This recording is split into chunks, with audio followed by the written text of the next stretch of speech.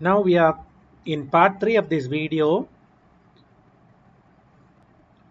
I will quickly go through the technologies that I have used in this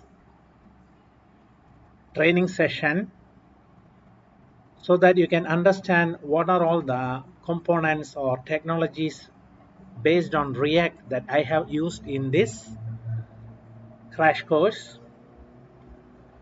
Currently, I have hosted this as a website in the domain, as you can see, lilliput.tk.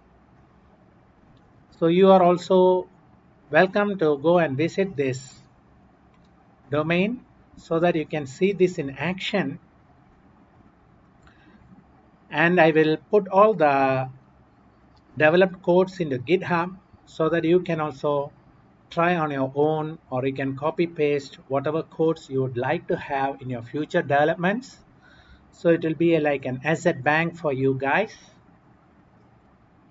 So let us go through the technologies that I have built into this card game application. I'll just quickly run through the technologies that have been used in this card game.